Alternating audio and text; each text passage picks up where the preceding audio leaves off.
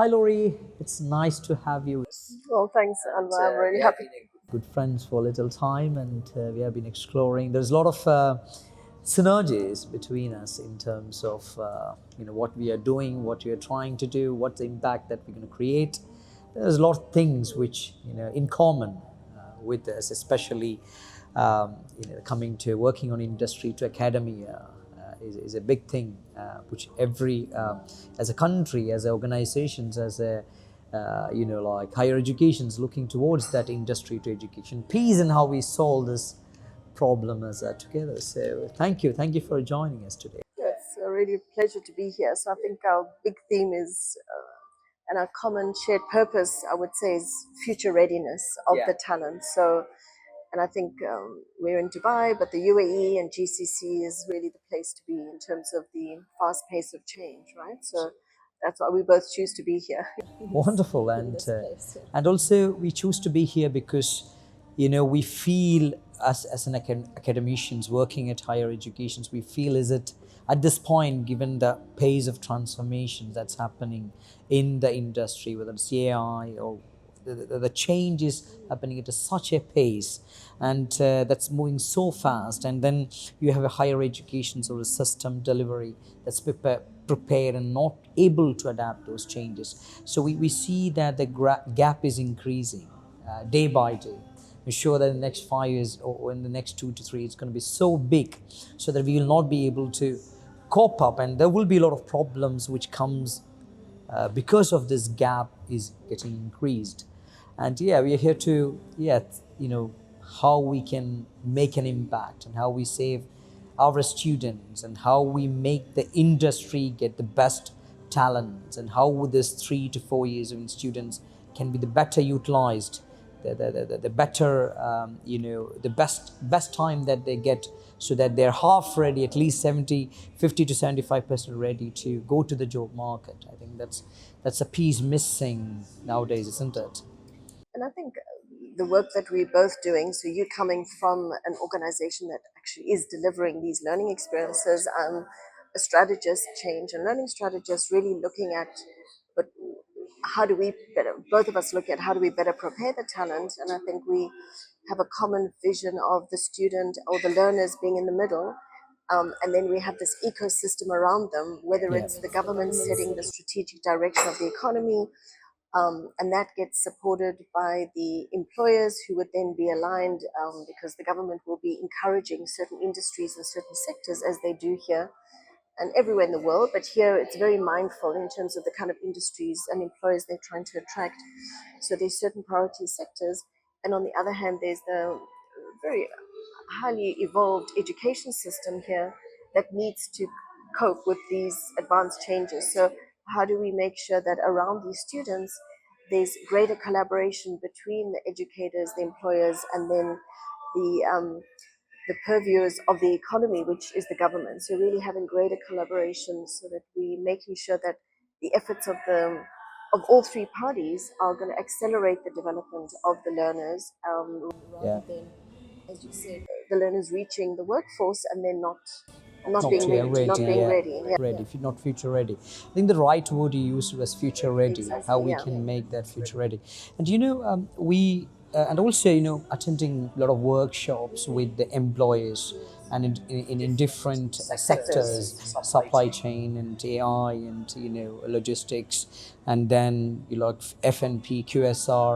I think there is a growing frustrations. I don't know whether it's the right word to use, the growing frustrations around those employers in not getting the real talent they need. And also they really tell that problem of attitudinal problems, behavioral pattern, which they are facing from the new generations in alignment with what their expectations are.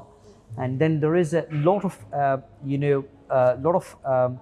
ground problem, other than the knowledge as a core thing which needed for the job to do, but also there is another element of those kind of interpersonal skills, which is creating which is not that up to the mark of what exactly the industry needs. And that's also, what do you think about this? I feel I can feel that real tensions. Yeah, yeah, I'm just building on what you're saying. We're hearing a lot of these three buckets. So as you said, there's a new word, transversal skills, which makes me smile just because it's nothing new. In other words, those the kind of soft skills, the life skills. We've had human skills. We've called it many different things, and that hasn't changed, except that now the whole critical, analytical thinking, the resilience, being able to deal with change, but also we've heard both of us organizations are looking for greater loyalty and able to present ideas. So that whole, as I said, used to be called life skills, human skills, soft skills. It's now called transversal skills because we're hearing it across all sectors. All the Yeah, sectors are it's looking very for that. common. So that's one big bucket.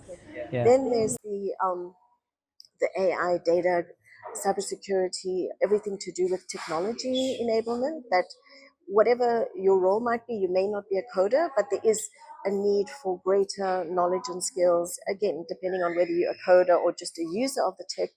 So that's the second bucket we're hearing. And I think we should be mindful of organizing what we're hearing so that we can all help each other, in this ecosystem. And then the third bucket, which I find fascinating, is a lot of the employers are doing their own technical training. So whether they're highly specialized in logistics or specialized manufacturing or even sustainable manufacturing, in tourism industry, a lot of the sectors have gone a little bit rogue in the sense that they're not waiting for the educators and the formal schooling system to prepare the talent, which means there is opportunities for, again, greater collaboration. So I would say those are the technical job specific skills, the transversal skills, and then the AI, data, Yeah. computing skills, a whole range of them. Yeah. Correct. And also, I see, there is there is a big gap in terms of the generational change as well. And because, you have a big transformation that happened in terms of various areas of whether it's tech or social elements and the coming influence of the social media. So there is a, big generational gap of Gen's millennial to Gen's alpha, Gen Z to Gen Alpha. And, like the problem is, sometimes because the industry is not able to exactly understand where the fine line between this generational gap comes, how we can both reach a fine line which take the best of both generations and then embed the system as a together, whether it's in learning, whether it's in working space. So I think that transformations, and in any organizations, if you go the top in the senior management is coming from a different generation to what's the new generations of Gen Z, and that's kind of, it's about understanding them, what the world they are coming from is also something which is lacking. And I was talking with one of the good gentlemen, and he was talking about the new generation is already living in an alternate reality. And I was so curious. Oh my God, what is that alternate reality? And he was very specific in saying this is an alternate reality created by the major influence of this social media or gaming or the world they are exposure of. So they live in a different reality of what we used to live in our area or era. So this with coming with this alternate reality to the workplace or in studies, in terms of the studies and ecosystem doesn't embed this alternate reality in their delivery method. And then coming to the like the employers say, they also have this problem in identifying what exactly their mindset is, what they're thinking into. So the big gap is also how we structurally come to and find this line and what initiative we have to take to understand that fine line between the generational gap and between the generations, and then how we structure a path forward so that the both system, both area is, the best things are taken, and it keep the system moving and solve this problem. Yeah. And just in response to that, I definitely am a big proponent of the term stakeholder engagement and the fact of making sure that we are creating a culture where there is continuous stakeholder engagement at every level. So, if you let's talk about it in an organization, they do have multiple generations. In fact, here in the UAE, there's also multiple cultures. So, Correct. coming in from people from all over the world as well as the Emiratis. So I do feel a lot depends on the people. The human solution, to me, the solution is human. In other words, that if we can propose and really facilitate and nudge and promote greater stakeholder engagement within organizations, but even if we step out and just talk about that lifelong learning journey of a learner, starting from K-12 to post-school, into the workplace and beyond, if we can think about lifelong learning and really build daily habits of co-creation, collaboration, working together, and not, as I'm hearing from a lot of university students, that they feel isolated when they go in to organizations. They feel the culture is sort of not conducive for their kind of profile, and it's they need to adapt rather than it's a two-way kind of um, shaping the future together and greater collaboration, co-creation. I really believe in the power of teams and collaboration, co-creation, but it requires all parties involved, from the government, the employers, the educations, and the students and the parents and the family, because the community also has a strong influence on, career choices and so on. So for me, I think it's a cultural shift that I think can happen, and you start with the early adopters. Which are those organizations that are the early adopters that will start embracing this kind of and I've seen it in Singapore where they really encourage reverse mentoring even. Reverse mentoring, So yeah. even where the youth are actually mentoring the more established employees, but it's both ways. So, and I've seen it actually work very powerfully when there is, but it is creating a culture that encourages that type of collaboration rather than isolating different groups. And because I hear a lot of criticism of the younger generation, and honestly, I'm very impressed by them, and I would choose to work with the younger generation far more quickly than I would choose to work with my peers, because I do feel there's an open-mindedness. Open mindedness, yeah, I also get that.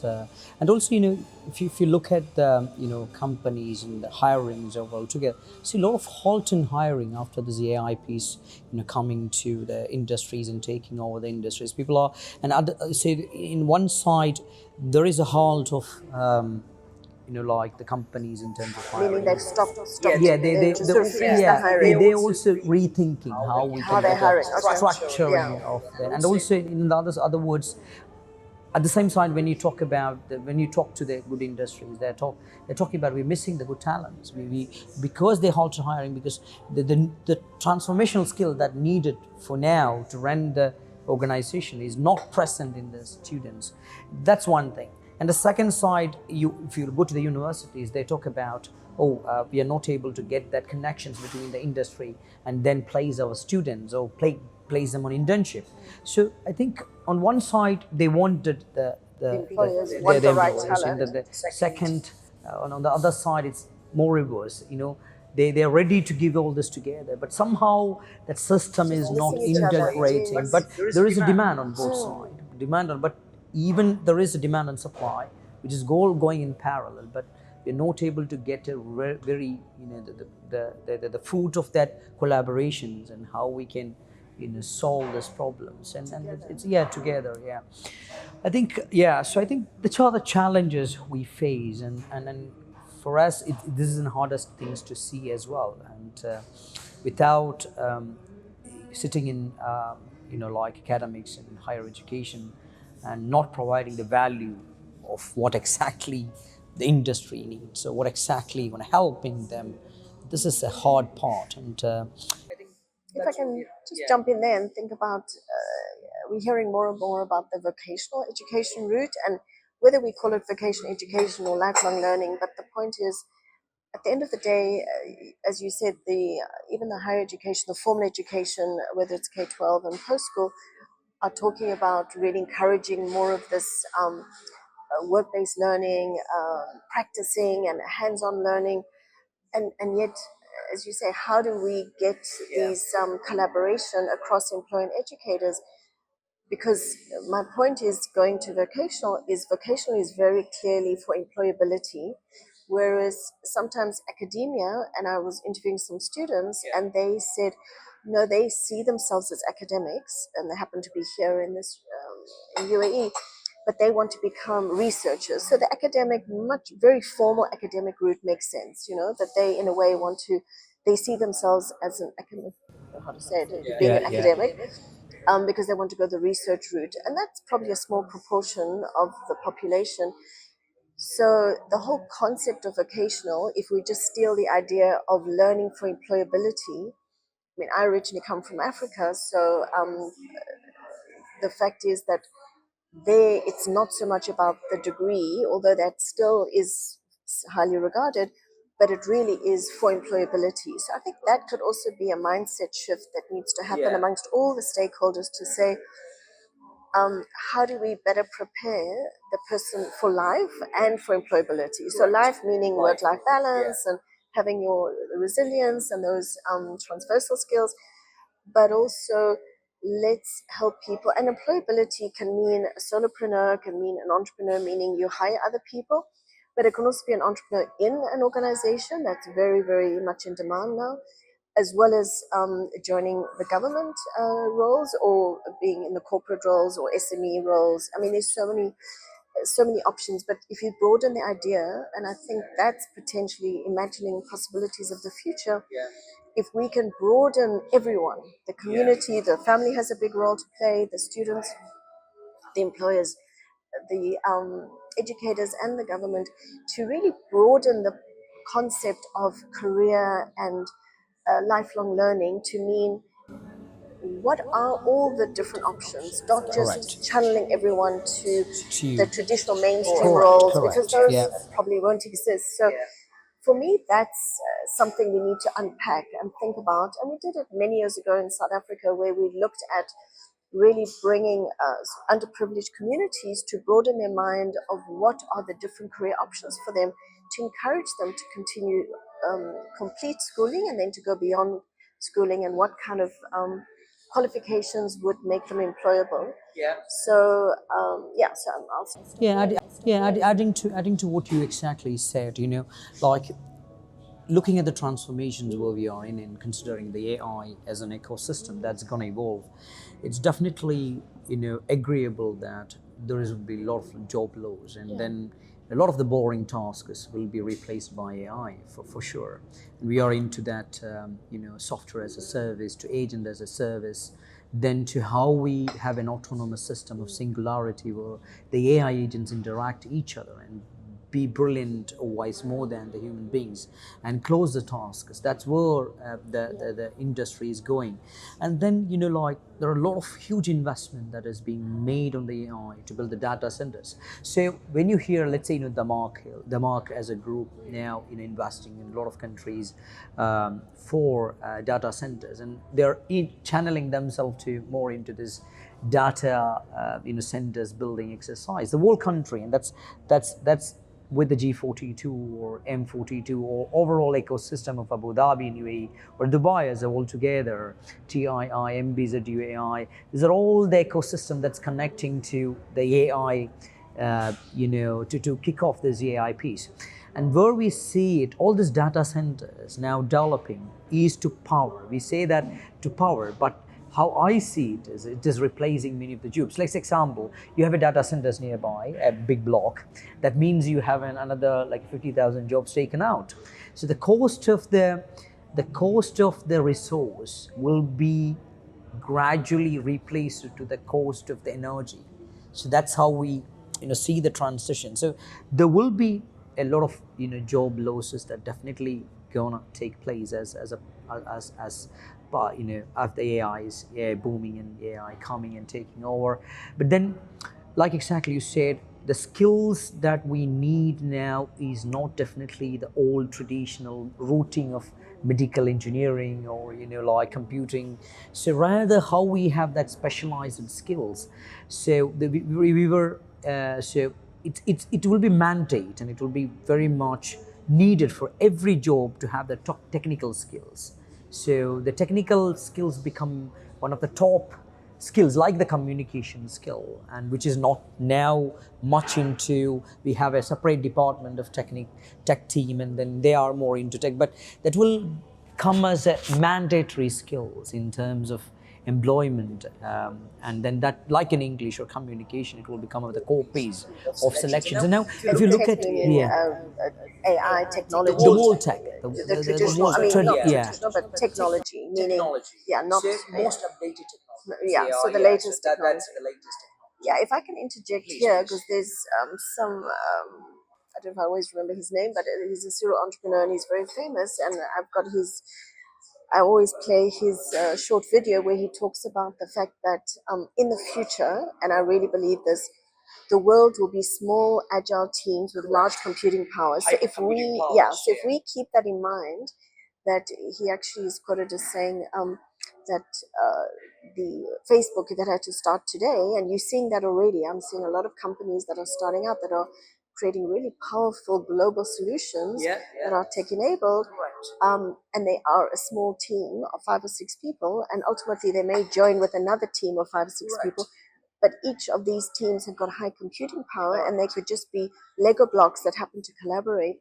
So I think the challenge for me is I see that despite a lot of these conversations that even people like you and I have with the people that are in the workforce, whether they're government, corporate, and educators, we keep talking about, these future skills and this and that, but I really feel we need to create a national, regional, global awareness of this is what the way of working is going to look like. So the economy is going to look like this.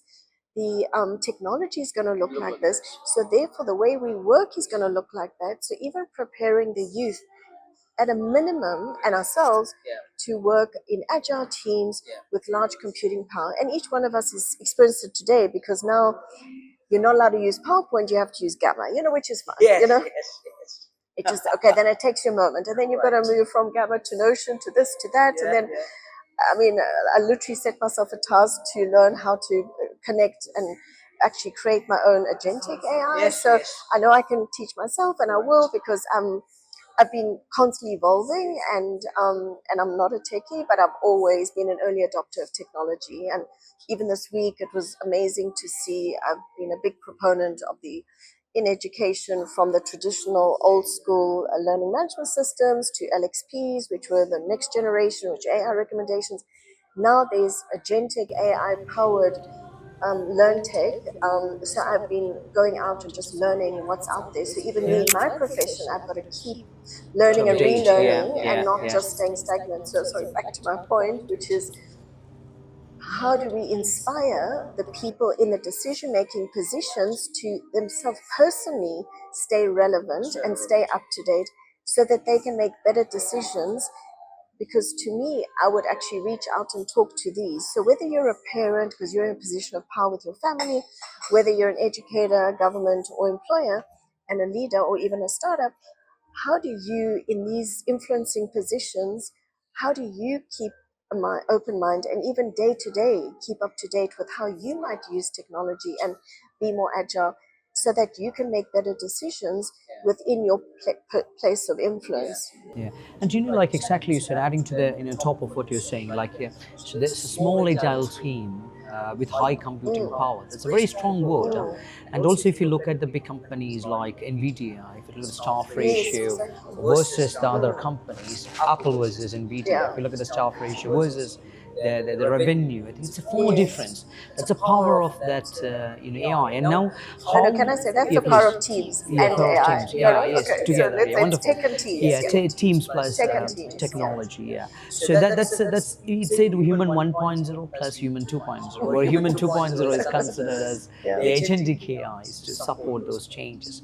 And now how we prepare ourselves is a challenge, and in that preparation process and how we stay relevant is the problem. And because like exactly you said, now today is PowerPoint, tomorrow is Gamma, then Notion, what else? Yeah. So it's always And keep these are updating small things in this for big world. individuals, but Yeah, just using those as is examples. example. So it's a big world of different things coming up on every piece, where the the people are not in a shape to understand what all this coming. So change is happening at that scale. So now it's where the problem will really come, where I see is that there are two advantages for the companies, and the companies will be in a in a point of pressure going forward. There are two. One is commercial advantage. The people, the organization that is well known, well updated, more into transforming tech will have a high commercial advantage, which put the pressure on the other companies to stay relevant and compete with them. So commercial advantage will be the bigger piece. And the coming to the second part, it is the pace and the agility. So now you are supposed to like the companies take 20, 30, 40 years to develop that big scale. Now that really cut short by, I don't know how many percentage, I'm not pushing to say exact what is the ratio, but you can achieve the same impact with this human 2.0 in the 3 to 5 years maybe. So that's where, so commercial advantage and agility will kick off in the organizations where there is a huge, they're utilizing the computing power, exactly like you said, and the other will be in a point of pressure, top management to catch up. So this in the next 2 3 years will create a race. In that race there will be a lot of layoffs and a lot of challenges that is humans have to go through, and that's where it's going. And this is now we have a biggest problem of like energy to solve, energy consumptions of AI.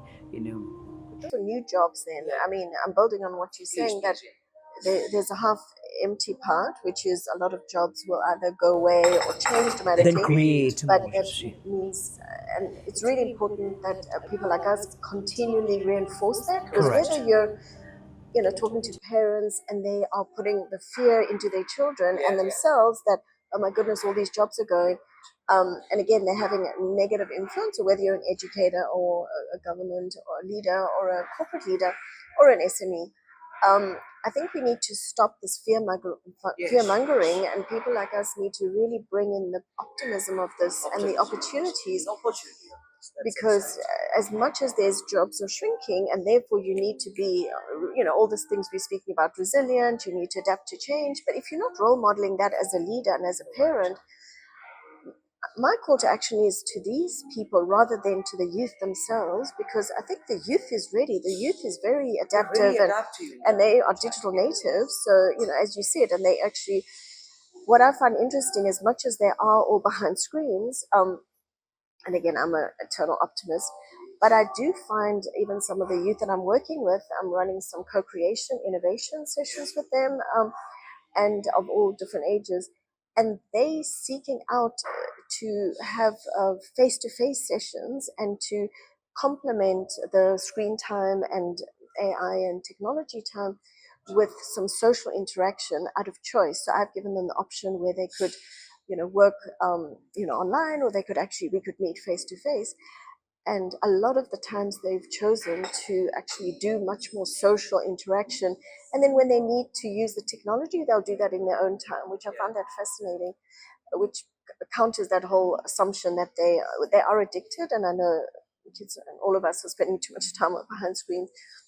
But I think a lot of people out there, like even a Gary Vee, who's always got strong opinions about things. I mean, he's a marketeer. He's had different stages in his career, but he's been speaking about that there are going to be jobs that even people will be paid far more just for if you are able to provide human interaction. Correct, correct. And this That's kind of definitely human connection. yes. Then don't worry about the techies. The techies will do what the techies do what the techies will do. but more people like you will be needed in every kind of domain. So don't worry about yourself. And also if you're a creative, like we're speaking to certain employers, and they're really looking for, this word is emerging about creatives, just people like STEAM, so people that have come more from the creative, the arts, the innovative side, because they want those kind of fresh insights and innovation that may not come from the more technical engineers, for example. So I think those human skills, the ability, agility, being creative and innovative, these are kinds of things that are going to help you stand out. And that's why I think us in influencing positions as parents, employers, we really need to send that message to ourselves first, because if you don't believe it, you're going to role model the wrong fear-based attitude, and then really create that culture around you, of the people around you, Yeah. to really embrace this exciting future. Correct. That's what exactly the opportunity. And